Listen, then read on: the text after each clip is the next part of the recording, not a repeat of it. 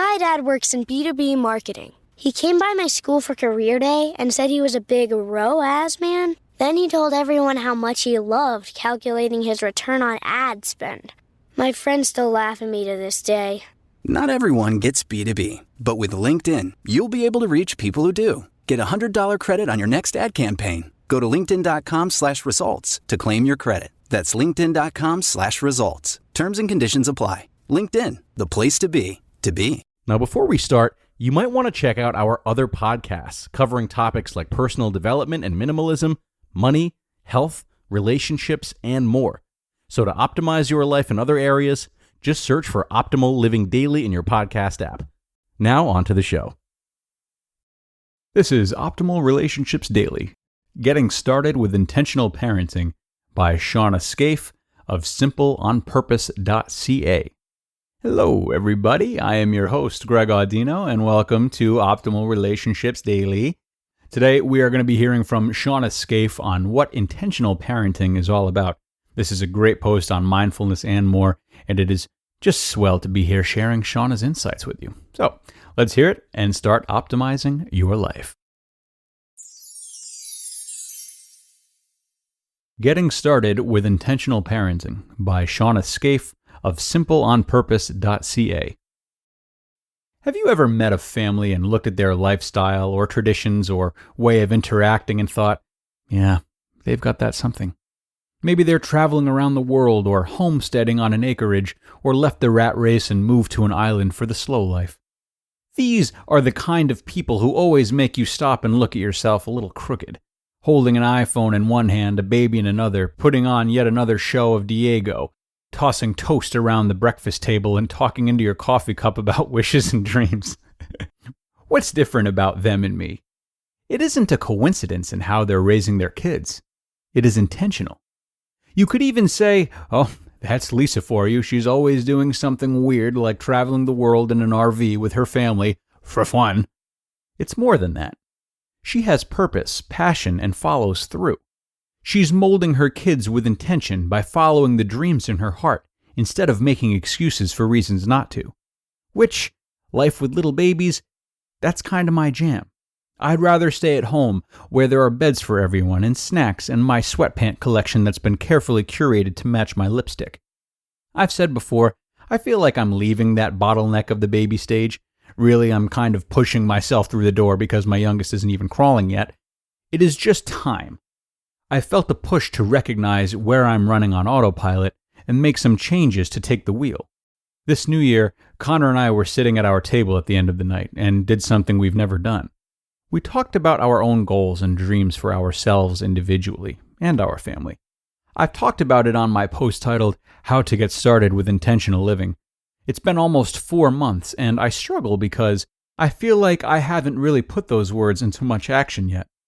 One of our questions was, finish this sentence. We want our kids to grow up to be...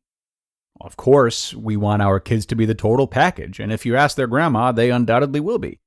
We could make this an unrealistically exhaustive list. We tried to narrow it down and think of those qualities that have longevity and versatility for wherever their lives take them. Though maybe the first things out of our mouths were traits that we struggle with or use as a crutch to deal with conflict.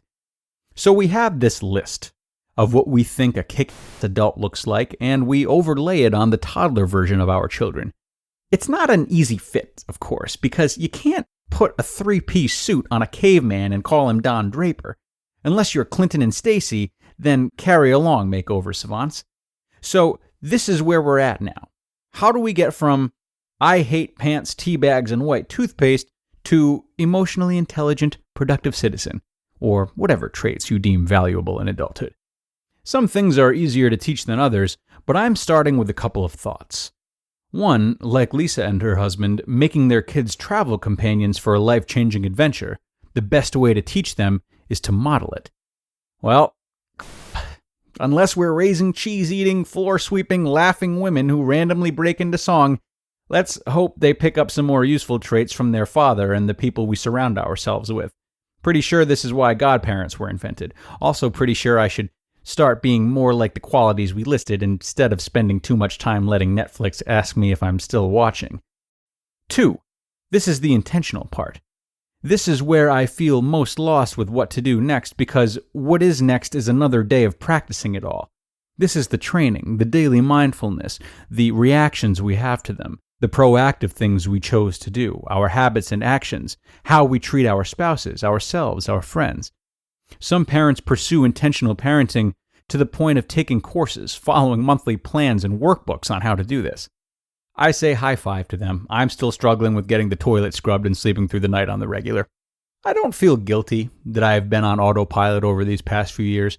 Not totally proud of some stages, but the recent years of my life saw lots of breaking down, lots of new growth, and just drenched in God's grace when I had none. I'm starting to watch my parenting through this overlay of words we've assigned as goals. I see times I've been on autopilot to scold a toddler, or referee a sibling scrap, or blurt over the answer to a question they have.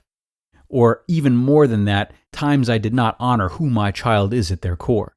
To try to get them to react or behave like I would, instead of letting them behave the way they are made and coach them through the messy bits. Because, as the Enneagram has opened me up to see, we've all built a shell of a personality that allows us to navigate through life comfortably. My kids don't have this veneer yet, and I can't give them mine. So, new year, new resolutions. It started with turning the TV off more often, and I'm ready to make some more changes and scramble around to find the next route to more parenting with a game plan. Google tells me this is called intentional parenting.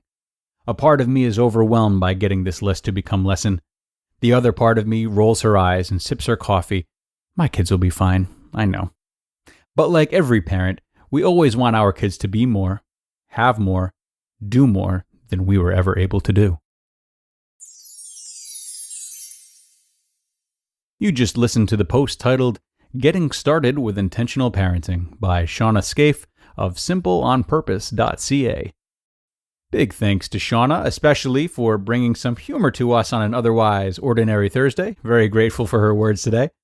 Though it can be exhausting to keep up with the constant vigilance surrounding intentional parenting or intentional anything, trying such an approach to the best of one's ability ensures that not only are you helping your children to the best of your ability, but also being connected to them to the best of your ability.